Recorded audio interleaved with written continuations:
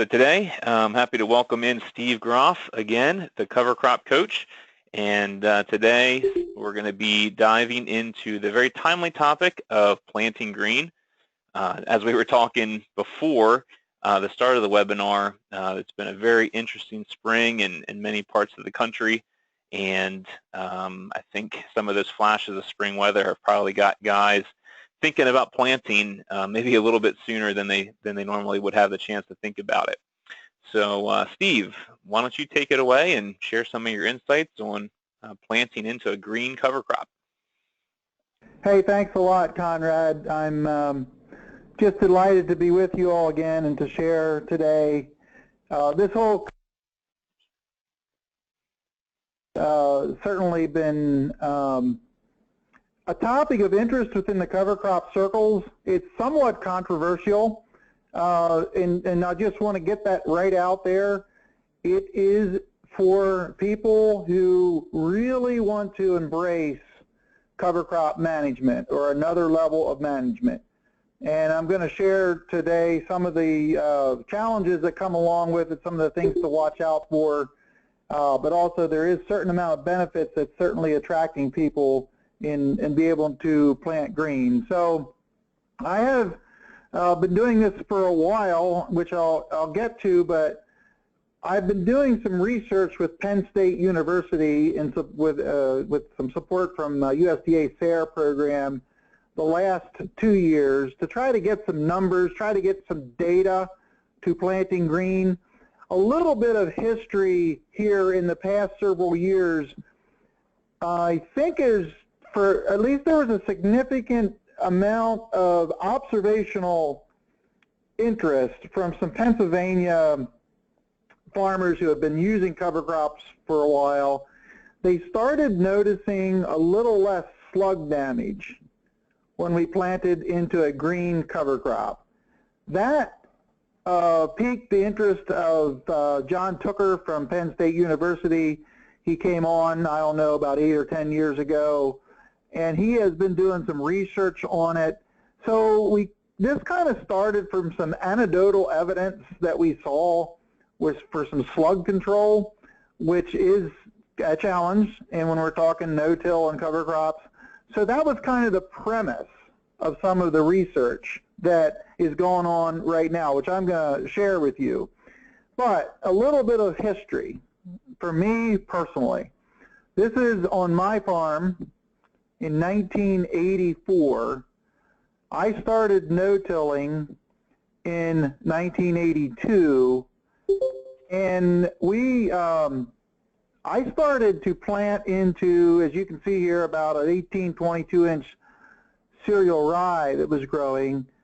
So I have been doing some sort of planting green over, more than 30 years. And certainly now I am pretty much committed to the land I farm, which is about 250 acres, is I will tend to plant green as often as I can. Now that being said, and I'm going to go through some of the challenges and some of different things that go along with all this, it's something that I have found to be beneficial on my farm. But I really want to be absolutely clear in starting this presentation that I'm going to share with you some of my personal insights on what I have found on my farm. I'm going to share with you a few other people's farmers' insights and perspectives.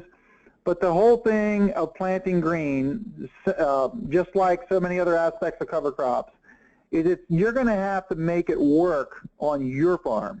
You're going to have to figure out what works. And there's a lot of moving pieces to make the planting green concept work. And it's just something that I hope that we can pique interest today and educate ourselves to be able to do a good job of it. Again, just for context here, we're all probably familiar with these, like the 4 R's generally associated with nutrient placement, but I kind of edited them a little bit for cover cropping. And this, again, sets the stage for planting green. What is the goal? What are you trying to do by planting green? You really need to understand, you need to identify that. And it's something we went over last week when we talked about making cover crops pay. It's very important that you identify the goal and what you're trying to accomplish. And then the right time.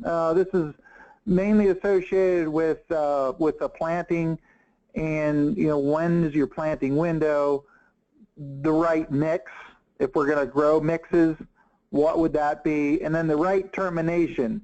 In this topic of planting green, we're going to spend some time on termination because that's where kind of compromise may need to happen. There's a certain time where you do need to get your cash crop planted, but how long do you leave your cover crop grow? There's several factors involved in that. So just to list some of the benefits, they're fairly obvious. If we have legumes, we're looking for maximum nitrogen production. Hairy vetch, crimson clover, and a whole host of legumes that we may be able to plant. If we can leave them grow till at least first bloom or late bud stage, we've maximized them. If we can do that, we're maximizing nitrogen production from our legumes. And then biomass production. If that's a goal, we trying to grow biomass simply to improve the health of our soils or to keep the soils covered, that lends itself planting green because we're allowing our cover crops to grow longer. The other thing that is kind of a whole new world is encouraging beneficial insects. And this is in the context of conventional agriculture, where we're kind of used to killing everything that we don't like. That's kind of been our way we've operated in agriculture in the last several decades. But can we encourage beneficial insects that may help control or put into balance insects that are currently pests? Can we do this? By leaving a cover crop grow, we know there's a relationship of encouraging some beneficial insects. And yes, it could be some other insects we can encourage that we don't want as well. I certainly am well aware of that. But in the context of trying to look at this very objectively, I'm thinking here some of the benefits of using beneficial insects, and it's like we're building a zoo for them.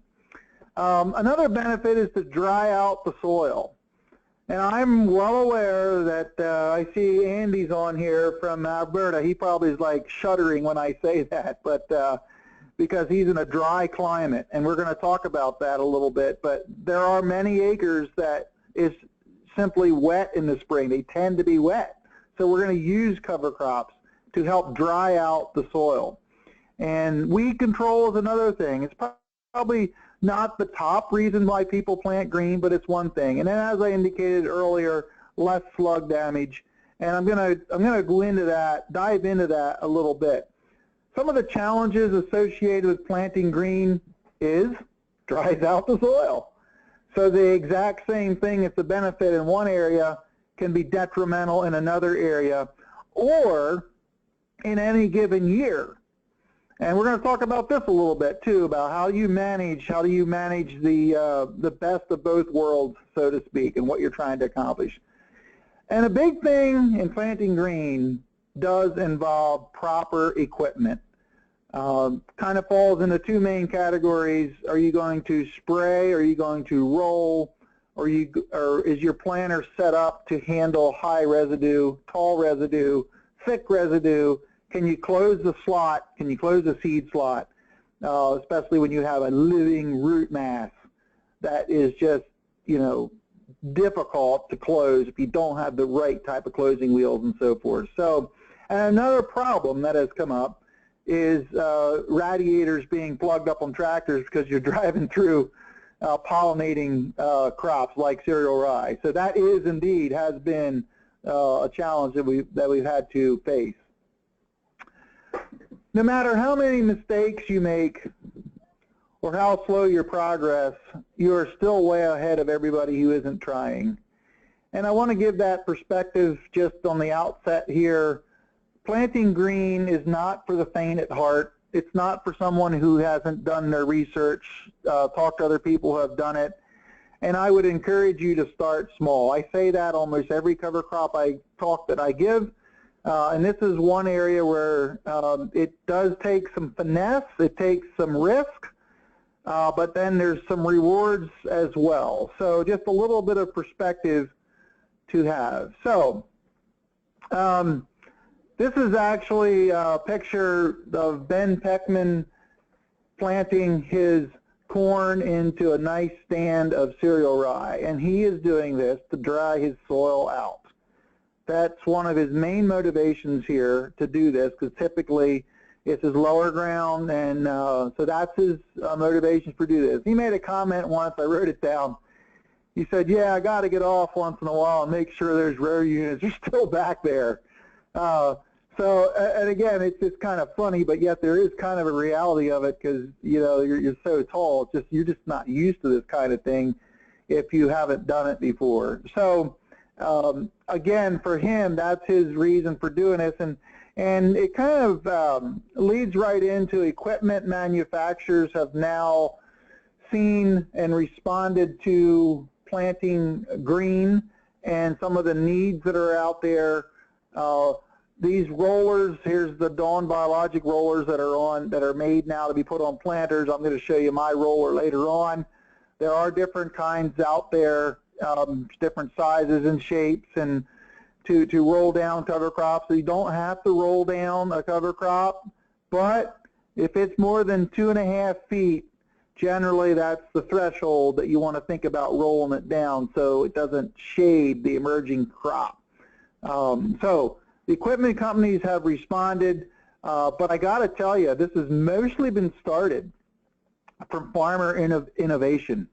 And even these rollers here were started, developed by Charlie Martin here in Pennsylvania to do this. And the cover crop rollers were started by farmers.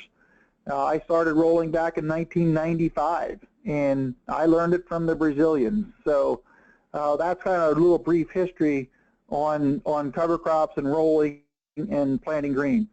Well, you don't have to plant into 6 feet tall cereal rye. There is, you know, cover crops sometimes in the spring, depending when you want to plant, may only be 6 inches tall. Depends what area of the country you're in. And it's generally easier from an equipment standpoint to plant into smaller covers, and I would recommend you probably start out on a smaller size just because it's easier to deal with. So this happens to be going into some annual ryegrass, a pretty ideal time to do that. There's a lot of factors go into thinking of timing and so forth. Of course, we do have the calendar, we have the weather conditions, and all that. But when we're considering going into planting green, you kind of have to evaluate what your comfort level is in doing this. And I've alluded to that, but that is definitely a big factor. Then the stage of growth of your cover crop, and I've alluded to the soil moisture. Is it dry? Is it getting dry? Is it wet? And then also when we talk about controlling a harder to control species such as annual ryegrass, we need to make spray water first, and we need to understand how that's done. I'm not going to spend a lot of time today on the specifics of controlling with herbicides.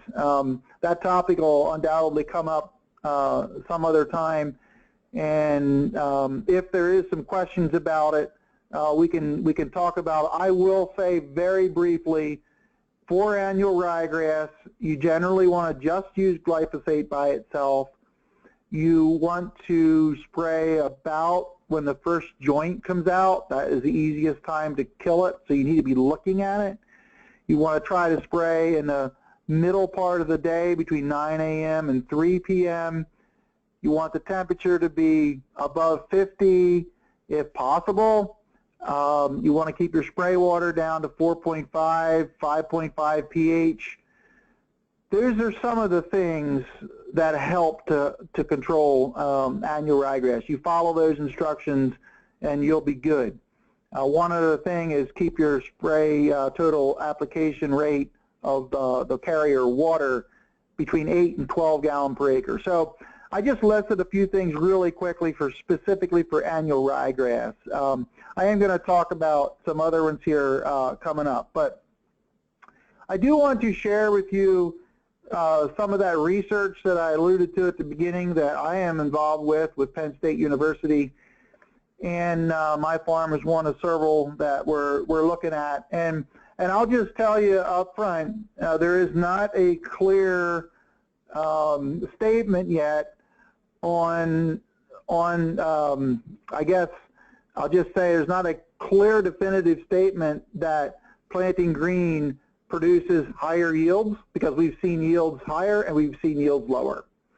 So I'll just tell you that right up front. I think there's more to this whole concept of cover crops in the context of our agriculture cropping systems.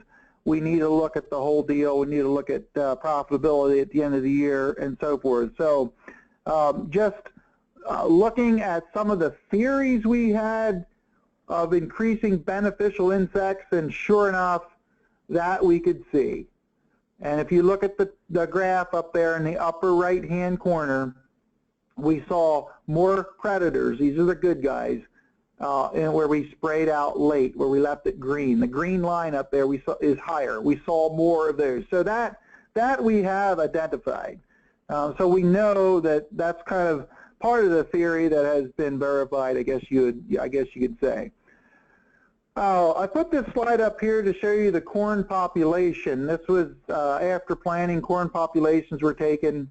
And I want to make a point from this. When you see the 4 different locations, the first 2, the population of corn was pretty much as planted, or in both the different, where it was sprayed earlier, which is essentially easier to plant into. It was sprayed out earlier. So the brown or tan bars are what was sprayed earlier, and the green is what was waited to be terminated until either just before planting or just after planting. The other 2 on the right, the ones say Landisville and Rock Springs, they had some planter issues there. And I want to point this out because we're going to talk about planting, and part of the problem here was getting the seed in the ground and also closing the seed slot. That did result in lower population. Now, what is interesting is this was realized and understood.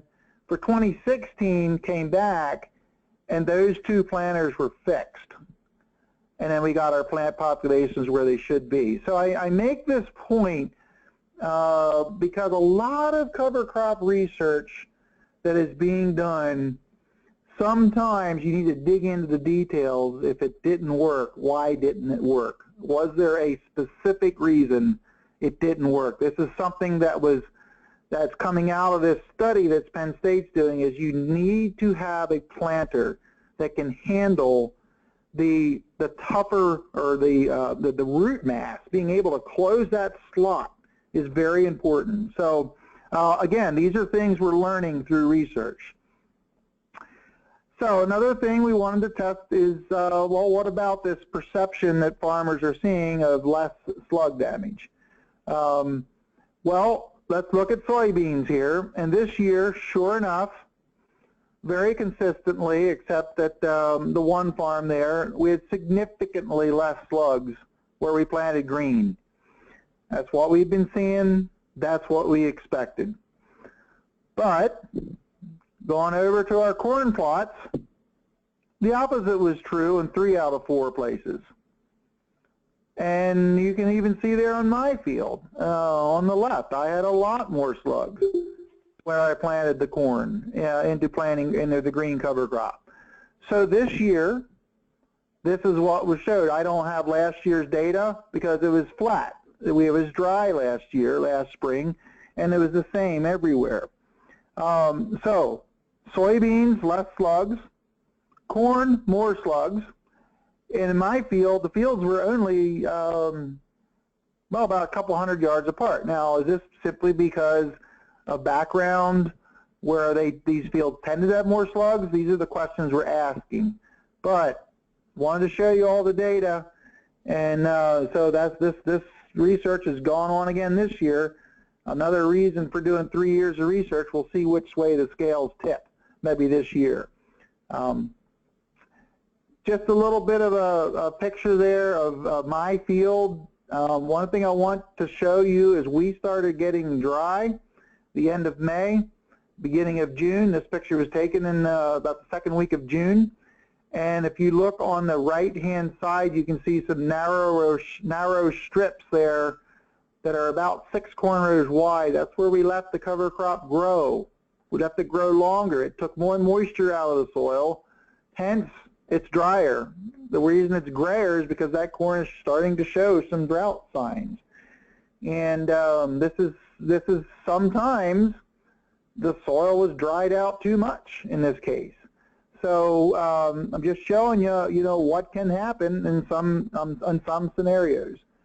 And even when the corn pollinated, I took this picture where it is behind, where it was planted green, the corn was delayed almost a week because of that early on dry period that we went through. And sure enough, at my place, I did show a yield deficit where I planted green this year. Other places here showed either a slight benefit or a significant benefit or no difference. So what do you do with data like this? Well, we do it again next year. So we shall see. I just, to me, the key take home here is everything. There's a certain amount of risk. I have certainly been very comfortable planting green, but this moisture factor is kind of a wild card, and you need to manage it. Now, when we grow our spring cover crops, and it's dry, and there's no rain in sight, and it's the middle of April, you want to be thinking about terminating it. That's just pretty much what you have to do, unless you're willing to take the risk of maybe there is forecast to be significant rain. You never know. So this is where you as a farmer need to decide, what do you do in a case like this? I will say this, that if it is on the wet side, you want to make sure you can plant everything that you spray, that you terminate. So that means either plant, then spray later, or only terminate what you for sure you can get planted, because if you spray it and don't plant, and then it stays dry, stays wet, you just won't be back in that field for a long time, because now you've just created a mat that's going to keep the moisture in there, which is a good thing if you have your cash crop planted. So again, something to keep in mind here in managing it. This is a top-level managed practice, so you need to understand that as going into it. I had mentioned before legumes. We like to grow legumes for the diversity, for producing some nitrogen, letting them grow longer. And if you don't have a roller, or that's too cumbersome, or you can spray them out. Legume like a crimson clover doesn't get that tall. That the planter will run things down pretty good. But what I understand cover crops, legume cover crops, is around the first flower or so is when maximum nitrogen is achieved. So if you're going in and spraying it out, just using glyphosate on a crimson clover may not take it out. Matter of fact, I would really recommend you put a pint of 2,4-D in there to be able to terminate it. And we need to mention hairy vetch. My favorite cover crop. I've been working with it for over 20 years now. Pretty much the same thing there. You need to add some 2,4-D to control it. And this is a good one to roll. It's fairly easy to control with the roller, and we're going to be talking about that coming up. So I mentioned equipment and getting your equipment ready. I put this picture in here because it's at night, and the reason I put it in here is that when you have a good planter that's set up to plant green and to manage that existing biomass, and you're comfortable planting at night, you know, sometimes you need to because the weather coming or you just need to get the job done. You know, that's a wonderful feeling, I feel, to have the confidence to be able to do this. That's the point of this picture. To have a planter that you can have the confidence that you're getting the seed in the ground and you're getting it properly done. Now, a little thing kind of as an aside here, if you're ever planting into a green cover crop at night and you're not used to it, remember I talked about the beneficial insects and everything that are in that cover? Well, I'm here to tell you there's a lot of insects out there. And I just put this picture up here to show you. I took this picture of the bugs that are surrounding the lights. And I just want to make a point that you're never going to see this on like a tilled, clean field. Now, I don't know which one of those bugs are good or bad, but there's a lot of bugs out there. And what I found is you don't leave the door open very long in the cab at night, or you will be joined in the cab with hundreds of bugs, and that is a pain. So if you guys ever plant at night in planting green, just want to save you the bother of I just want to make you aware that it can get real buggy in there if you got to keep them bugs out of the cab. On a more serious note, sometimes you'll have, and this isn't a situation where we're not rolling down the cover, especially if you're planting into something like a hairy vetch that may be mixed with a triticale or cereal rye. There could be parts of the planter that you'll have crop residue, crop biomass that's hanging up on it, and that can be a problem. It can add up. So what I had to do in a situation is I just simply got some ropes there and put them out, and that was able to help bend over. In this case, it was a mix of triticale and hairy vetch and so forth, so that eliminated the problem. So this is kind of a simple fix. Sometimes they're not this easy, but just a little kind of an FYI there that you have to be kind of patient with this. There could be some unexpected things you'll have to figure out, and that's what we're trying to help do here. Another thing is, in using row cleaners, particularly early on in the season, you may want to have them cleaning off a part of the row just to warm up the soil a little bit. There are lots of row cleaners on the market. I have found these Yetter Shark Tooth with the treader wheel. I think the treader wheel actually helps to be virtually unwrappable. I have never wrapped these up where I've had to stop the planter, get off, and clean them out. That being said, you know, I'm planting, I do, you know, a field or two. I might go back and pull a few sprigs off here and there, but I really like this design, the way it's designed and everything. So again, if you're going to be seriously going to planting green, you need to consider what kind of row cleaners you're going to use and then how aggressive you're going to use them. Just to show you here where this is last year, we were pretty cold and damp during the month of May.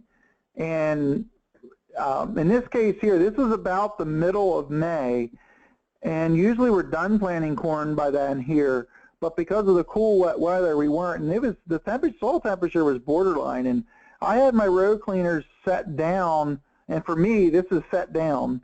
You'll understand later why I say that, but just to scrape away a little cover crop, because I wanted that soil to warm up, to get the crop out of the ground. So adjusting the row cleaners is something that you're going to have to do based on conditions. And that depends on the soil temperature and expected temperature coming up, how much you want to clear off that row, and how deep you're planting the seed. There's a lot of factors go into this. I'm going to explain some of them coming through here, that almost every field or every week, maybe you need to change the aggressiveness of your row cleaners, depending, a lot of it is on the temperature. Because as the temperature warms up, you can plant a little deeper, that gets a little better of a cut down through, less hairpinning. A lot of variables go into setting a planter up properly as the season progresses. And some years it may be pretty much the same the whole time, other years it may be significantly different. But let's go to the back of the planter, and I have listed here using spoked closing wheels. Pretty much without exception, I think some type of spoked closing wheels is good because of the root thatch that we have to close in planting green. Smooth wheels just don't tend to do the job as good, and they tend to, if it's a little wet, they tend to like ribbon the soil, which can actually come apart. But there's a lot of spoked wheels in the market. And you know, different options out there. These are Pro Stitch, what I'm using. And if you look kind of close to this picture, you can see how it kind of stitches the row shut. The wheels kind of align themselves to be offset to each other very quickly after you're engaged in the ground. And it actually kind of has a stitching type action there that kind of like pokes the row closed. And we don't need a lot of pressure when we're doing this with these type of closing wheels. So again, you need to pay a significant amount of attention to make sure that row is closing. This is a typical problem. This is one of the weakest points of planting green. And you need to have, you need to get that row closed. So whatever you have to do, you got to do it. You got to get that row closed. And you really need to get back and get out of the tractor, get down on your hands and knees, and dig and see where the seed's at and is that row closing. Because if it happens to get dry, that row can literally open up. And that's not good. It allows slugs in. It can dry out, and then a whole host of problems there. So one of the things that I have found out that's very helpful in looking for seeds in a high, a solid root mass situation is use a trowel. Just having a normal little poker like to find the seeds, it's a little difficult to find them, but take a trowel and slice out. Go down to about seed depth and just run the trowel along the seed trench, and you can see if there's hairpinning, you can see where the seeds are tucked in, and this is just a little thing that I found out has been very helpful. I'll dig 4 or 5 feet and look for maybe 5 to 10 seeds. I want to be assured that when I'm in the tractor, those seeds are in the ground, going down through that residue. I'm concerned about hairpinning, I'm concerned about seed depth, I'm concerned about closing.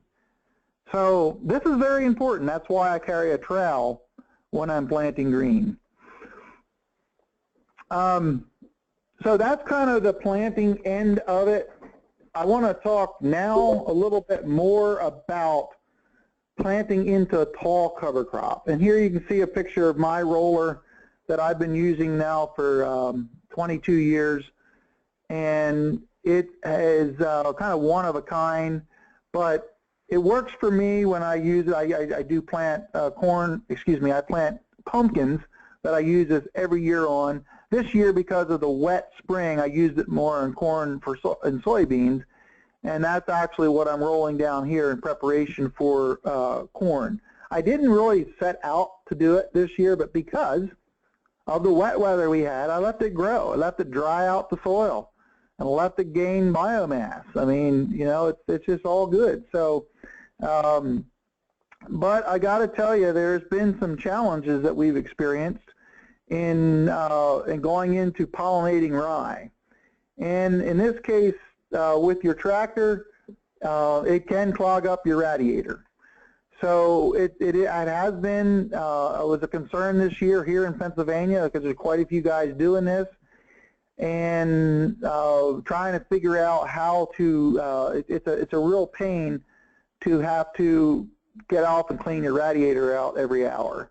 But there's a couple things we've found here that is quite important. But when you're running this, you want to be checking your water temperature. I know it's a simple thing, but some people may not think about it. I had a hired man a couple years ago running a tractor for me, rolling down cereal rye I was pollinating, and I guess I'm not sure if I told him or not, but Well, he almost ruined the block of that tractor. I mean, it was just cooking. So just something that you need to be aware of. And it's amazing how that pollen can just get everywhere, get in the radiator and all the screens, and downtime is not good. This is something you need to think about, something you need to prepare for. There actually is some remedies maybe for this. Depends how much you're interested in investing. But there's reversible fans out there that they've been popular in construction industry and so forth. But actually, there's some guys thinking about putting these fans in as a way to overcome this problem. So it only happens when the rye is pollinating, particularly cereal rye. A little thing that you can kind of manage if you don't have a lot is to roll early in the morning when there's a little dew out there, if there is dew. And that's just a technique that it kind of reduces some of the pollen. It stays to the rye seed heads a little bit better. Another thing that I have noticed is that by using Triticale or Triticale instead of cereal rye, there doesn't seem to be as much pollen on it. And it might be something, Andy, I know you're on this call out there. I think you might have been the one who told me that Triticale doesn't pollinate as much as rye. So I'm a big fan of Triticale myself, and this is another reason maybe to consider Triticale. So maybe at the end we can talk about that. Another important thing, particularly when we're planting green and we're dealing with these tall cover crops, is to understand some of the fertility dynamics. And in the context of cereal rye, it's very good at taking up moisture and available nitrogen. So I asked this question here, what is missing? And I asked it that way so hopefully you remember. In this case, nitrogen. Nitrogen for your corn crop. If you're going to plant soybeans into this, it's awesome, ready to go. You're going to plant corn into this, assume there's zero nitrogen present. That's available. Nitrate nitrogen, because the rye has pretty much taken it all up. And you need to be able to supply, for corn now, you need to be able to supply some nitrogen for that corn to get it off and growing. And I know a lot of times yellow corn or lethargic corn is kind of blamed for the allelopathic that cereal rye may have. And I know that could be true, but I think more times than not, it's just simply a lack of available nitrogen. Now, there is a lot of nitrogen in your soil. It's just not available at that moment. And so when you plant green into a predominantly grass-type cover crop with corn, you need to put some nitrogen in the furrow, I would suggest, as a starter, and very close to the corn plant as it starts growing. You need more nitrogen up front. Now, just to give you a comparison, if you're planting into a predominant like a radish, that releases its nitrogen early, and you don't need nitrogen at planting per se, but you will later on. If we're planting a legume, there will be nitrogen there. So it's just important to understand this dynamic when you're letting that cover crop grow longer. So there is a nutritional aspect here of management and how to do that. I had mentioned before hairpinning, and just here again, I take my trowel and I clean out the side of my planting trench. There's a couple things I'm noticing here. I'm having some hairpinning. A little of this is okay, but you see that corn seed is right next to a piece of probably cereal rye that's there, and it wasn't cut. That can wick out moisture. It's just a concern. So how do we eliminate that? Well, you could make your row cleaners a little more aggressive, and that may be what you do when it's early on and the soil is cold. That's what I would suggest. However, once the soil becomes warmer, then we simply can plant deeper. We don't have to cover it up as much. We can set the planter to plant deeper.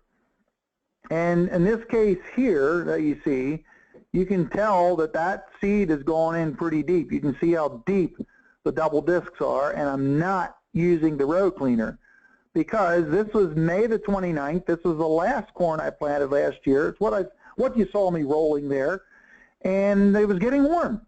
So I planted my corn about 2.5 inches deep, and it really came up nice. But one of the keys to be able to do this, also notice there's no colder there. I have not ran colders for about 8 years now, but in order to be able to do that, you want to have good down pressure, and I just showed you there in the bottom left-hand corner. When you have air or hydraulic down pressure, boy, it's just like a whole new world in being able to plant. And so to get the seed down, to get the seed deep, is important when you have that opportunity. When the soil is getting warmer, you can do this. So when you see the next picture here, I've set my planter much deeper, and now I am making a nice clean slot that's going to be able to cut the cover crop better, less hairpinning, and we'll be able to just do a much nicer job in getting that seed in the ground, down in the soil where it can be. And even though it's a lot deeper, it's going to come up, and it's going to come up and grow well because we're at the end of our season. If this is the beginning of the season, I would want to set my row cleaners to be more aggressive. So I want to make sure you understand that. Now here's another situation. This is in more of legumes, and legumes cut easier. In this case, it's mostly hairy vetch. You can see the pictures there. I don't really need to plant 2.5 inches deep there because I'm doing a good job at cutting down through. And I don't need my row cleaners. I don't like that to use them unless there's a reason. And again, this was a little later in the season. So there again, this is the proper adjustments that you need to make in order to maximize the opportunity of planting green. Now there's one caution that I really recommend that you be aware of. When you're planting into mature rye, as you see in this picture here, and you got the plant across it, I don't know if there's hardly a planter made that's able to cut down through that very cleanly and do a good job. So this is why you need to roll it in the direction you're going to plant it. You can plant kind of both ways, but it's easier in the direction you're planting it. Some people have rollers in front of their tractors. Some people have them on their planters, as we saw in the beginning. But just something that you cannot plant across rye that's down like that. It just won't work. Okay, closing wheel wrapping. This is no good. This can be frustrating. And basically anytime you have a cover crop that grows more than 3 feet tall, this can occur with those spoked closing wheels that I like to use in this situation. So definitely can be very frustrating, and not only that, you can actually burn out bearings when this happens because it gets hot in there and it can just burn them out. But thankfully there has been some devices made, some closing wheel scrapers that we can put on, and here's just an example. There's quite a few in the market now. This is another product from Yetter that I think, to me, it's the best one I have seen and have used that has helped that. So again, equipment companies are stepping up, and some of these problems can be solved if we just get the right equipment. So I want to kind of wrap things up here and talk about slugs a little bit. Planting green may make slugs more manageable, and I said may because I think the jury's still out. But planting green also is just part of it. With slugs, I think diversifying our cash crop, we can add a small grain. I think that's going to be very helpful in what we're trying to do here. And then also if we can disrupt our cash crop sequence. I know that's difficult for a lot of guys to do, but something you might want to think about. I have a list here of a cropping sequence that I use, and I'll just go over it really quickly here. Taking off wheat, or excuse me, planting wheat in mid-October, Wheat comes off in early July. I go in with sun hemp and sorghum Sudan. Early September, I come right back in that field, roll it down, plant oilseed rape as a cash crop. That comes off late June. We use double crop, full season soybean varieties at that time of the year to take advantage of any extra long fall that we get. We take them off in mid-November, plant cereal rye, and I have hairy vetch listed there as a question mark. And the reason I put it in there is I have developed a hairy vetch that's going to be released here in a year or two to be able to be planted much later. And I'll just say I checked my vetch the other day, and I'm in southeastern Pennsylvania. We did not have a harsh winter, but all my vetch plantings survived this past winter. And I planted every week up until December the 10th. So I think there might be something there. But then I'll come back in mid-May and plant short season corn. That'll come off the middle of September, go back in with a nice 3 to 6 way cover crop mix, and I'll plant pumpkins and squash and go back to wheat. Now, this is my rotation, and I know there's probably no one here that has one like this, but it's where I have intentionally tried to disrupt a normal cash crop sequence. And part of this, I think, helps in the reduction of slugs. And I have another sequence here, but for the sake of time, I'm just going to buzz right on through it. So I think for slugs, planting green may make them more manageable. That's what I'm kind of seeing. We can't say we've proved it yet, but more and more growers are seeing this. But trying to diversify our cash crops and trying to disrupt our cropping sequence, plant cover crop mixes. This is something that I know the Europeans are saying helps with slugs, and they have a lot of challenges with slugs. Also, another thing I'm going to throw in here, and this is probably going to, I'll just say it's in the maybe controversial category, but avoid seed treatments in the context of a healthy soil. I've been doing this for a couple years, and I got to admit it's really weird to dump in yellow seed corn to plant. All my life, I've been used to planting pink or blue or green colored seed corn. But it seems to be working. We've done some side-by-sides. And my comment right now is the healthy soils is, I think, the key to do this. And we're trying not to kill our carabid beetles, which eat slugs. And most of the insecticide seed treatments, the big one is the neonicotinoids that they put on, will grow up in a corn plant. The slug will eat the corn. It doesn't affect the slugs. The insecticide does not affect the slugs, but when a carabid beetle, favorite food is a slug, when it eats a slug, it kills the very predators that kill our slugs. So we think we're making some headway here. And I would venture to say, at least this is where I'm at personally.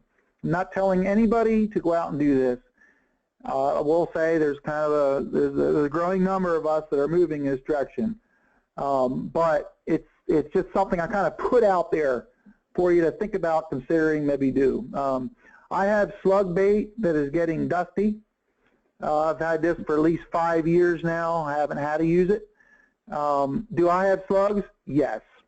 I have slugs, but they've been manageable with the cropping system that I have. So the slug bait continues to be there.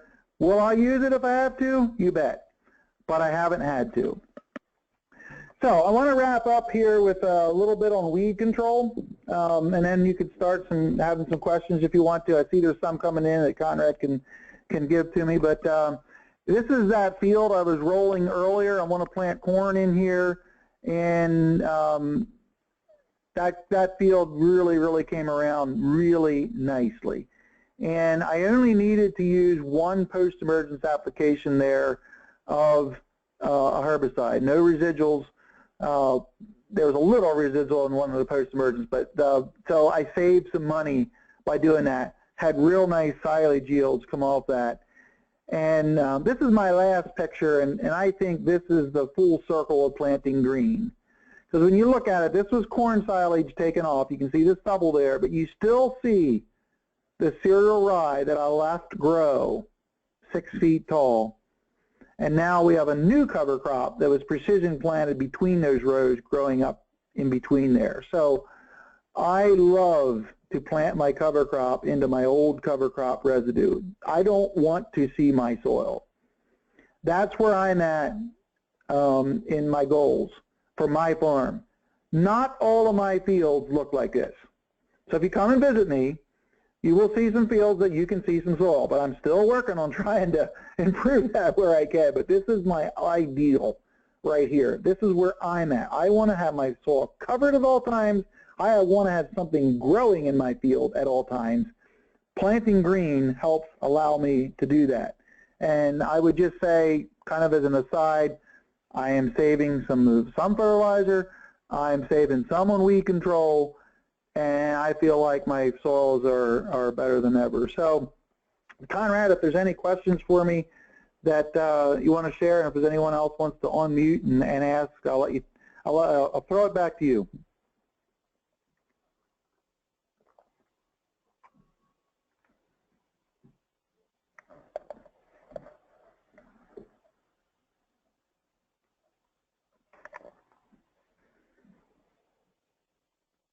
Are you there, Conrad?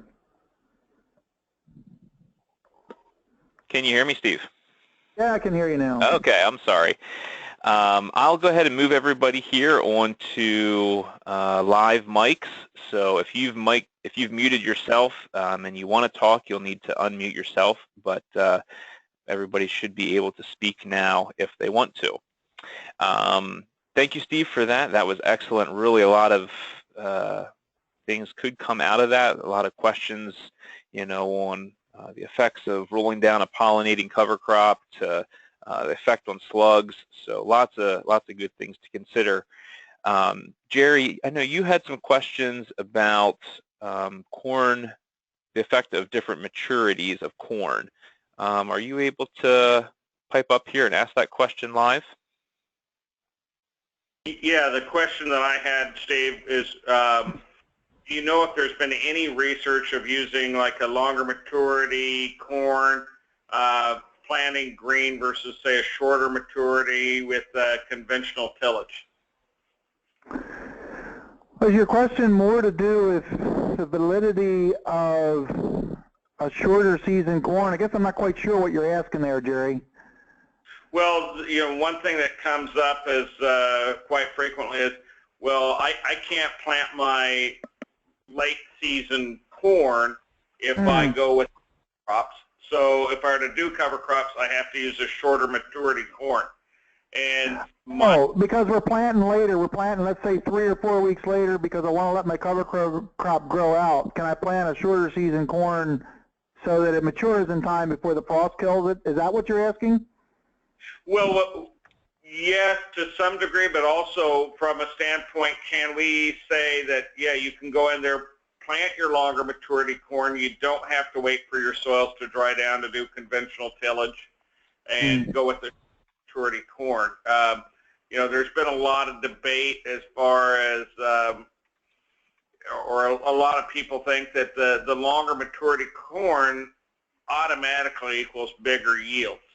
And the question I would have is, can you get away with planting green, keep your longer maturity corn, and get those big yields versus a having to go to a shorter maturity if you felt you had to till it in or wait until you terminated your cover crop?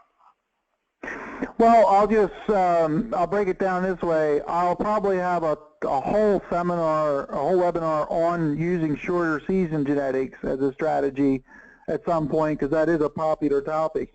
One thing I know is the shorter season genetics of most all-cast crops have greatly improved over the years, and so that definitely brings them into play as a strategic management strategy in using cover crops.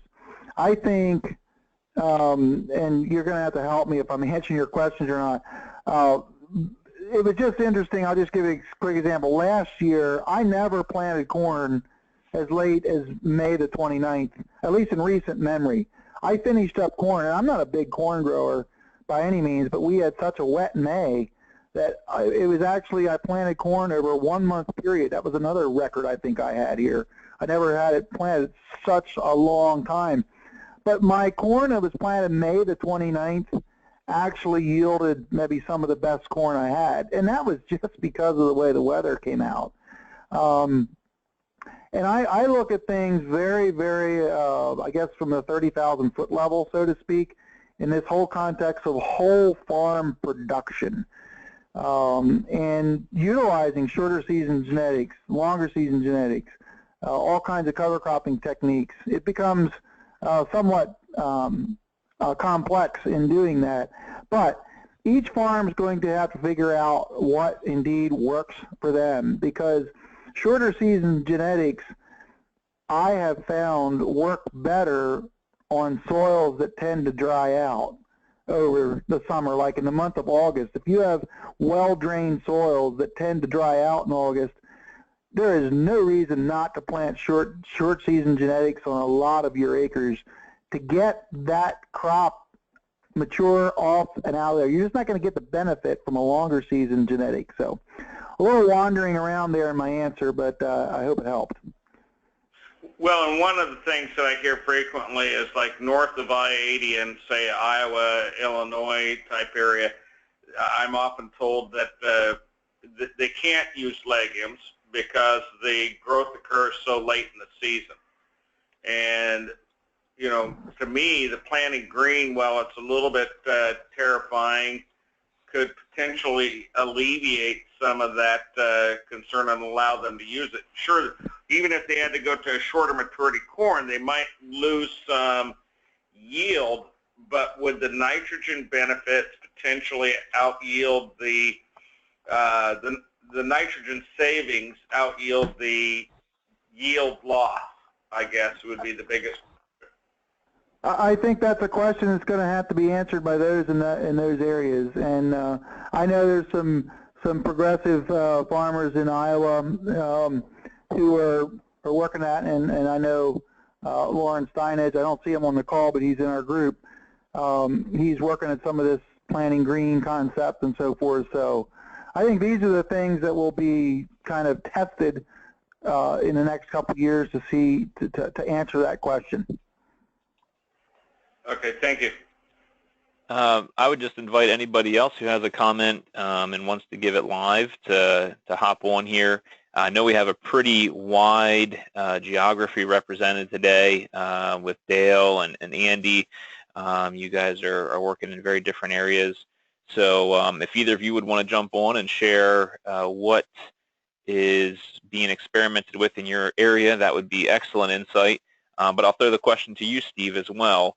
What other areas of the country, what other geographies are experimenting with this planting green technique and having success? Well, I guess from what I've heard, there's probably more so in the east. I just know that a lot of people are becoming interested through the Corn Belt now.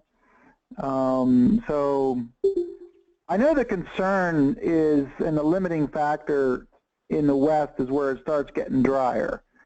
And to me, that is a valid concern. To say you can never plant green in the typical dry areas, I don't think is true. What I think is that spring that it happens to be wetter than normal, you want to be prepared to take advantage to plant green. That may only happen 1 in 10 years. I think that would be my comment to drier areas, this whole planting green concept. I would love to hear from Andy or anyone else, Dale, that has more experience in the dryland areas.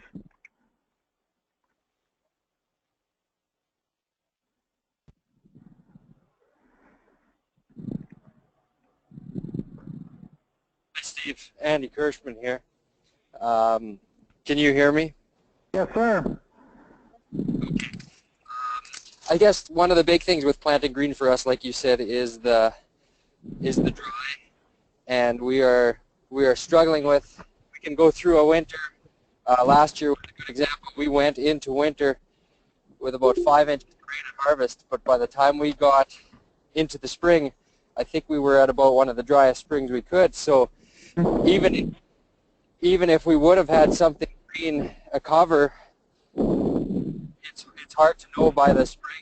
You almost can't terminate it fast enough if you have a spring that turns around and looks so very dry. So that's one of the things that I think we're struggling with here is overwintering covers and how to terminate them soon enough if we do turn dry real quick.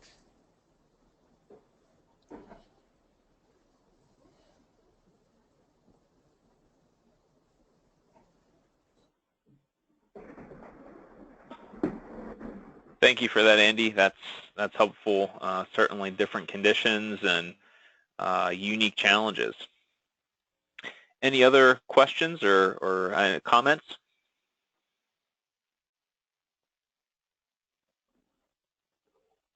I think I saw, Dale, you were trying to get on. If you can get on, try it again and talk. Yes, can you hear me? Yes, I think the biggest obstacle to planting green is mental. We have it is a scary thing to do. We've always been taught that you want absolutely nothing green out there when you plant. You need to break the green bridge. You need to have bare soil that's warm. I have people say, oh, I can't plant green because it's too dry. And then they do it and they say, well, I had to wait because it was too wet. It's always an issue of, well, which side of your mouth are you talking out of? Is it too dry or is it too wet? And I'll mute it back and wait for a response. Well, I'll just say, Dale, I think you do have a point. I also, I'm going to have to agree with Andy's perspective too, where there just isn't much of a reserve, and the chances to make up for a dry spring are statistically a lot less than some of the other areas of the country. So I do think you have a good point, Dale. That a lot of the, especially I'll just say in the Corn Belt, a lot of it is just a perception how it works. So that would be my comment.